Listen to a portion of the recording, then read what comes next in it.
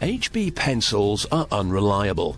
The lead is always blunt or breaking just when you need to write a shopping list or an entry in the diary. But the solution is the pencil sharpener. To make one, you'll need a long bar of pre-formed magnesium. It's fed into this industrial cutter, which then slices it into the right-sized blocks. Magnesium is a cheap, light metal ideal for the job. The freshly cut blocks are collected below. They're then loaded into the next machine, which is where the real work of making pencil sharpeners takes place.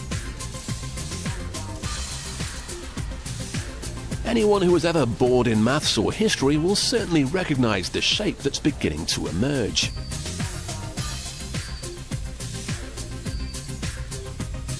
As each blank passes around the machine, it creates the main hole for the pencil, the screw hole to attach the sharpener's blade. It threads the hole so the screw will hold tight, carves the space where the blade will sit on the sharpener, and files it down to remove any sharp edges that may injure the user. The blocks look like sharpeners, but all the work has made them rather dirty, and they wouldn't go well with a shiny new pencil case. They're loaded into special baskets which will help them survive the next stage of the process, a highly corrosive bath in nitric acid. Too long and the sharpeners will dissolve, but a short bath will shine them up nicely. The blanks are then rinsed and spun to dry them. At this point you could put your pencil in, but it would come out just as blunt as it was before. The next stage is the blade. This gets cut from a long roll of sheet steel. An industrial press stamps out blades by the thousand, ready to be attached to the sharpener bodies. However, in order to punch them out, the press uses oil to lubricate the process. So now the fresh blades are all stuck together. They'll need a good bath to rinse away the excess oil.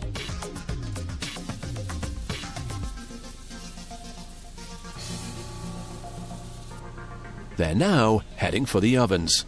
Here they will be superheated to 850 degrees Celsius for 3 minutes.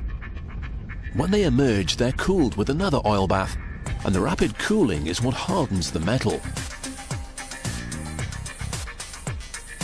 But yet again the blades are coated with oil, so another bath is necessary.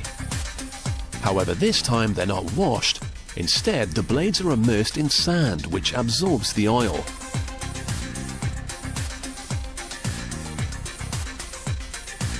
This is a rather messy process, and the workers end up with a giant drum full of oil, sand and blades. To clean this off, they're passed through sets of brush heads and over big sieves, leaving clean, hard steel. After all the bathing and cleaning, they're finally ready to be sharpened. But first, they'll need to be sorted. For pencil sharpeners to work, the blade must be sharp on the correct side. It's far too much hassle for a person to sort each blade by hand, so this machine does it for them. Blades facing the right way can pass through, the others are dumped back into the system to go round again. Once they've passed through, they end up here. A worker can now collect them and load them into the grinder for sharpening. Each blade now waits patiently for its turn to receive a razor-sharp edge.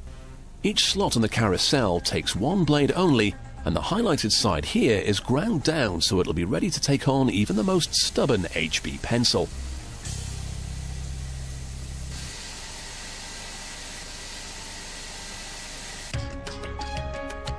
All that remains is for the sharpener bodies to be joined with the blades, and the job is done. As with the blades earlier, only the bodies facing the right way are allowed through to the final stage. A tiny screw is used to connect the blades to the bodies, and that's it. Thousands of sharpeners are made every year, which help keep the pencils and the young minds of Britain sharp.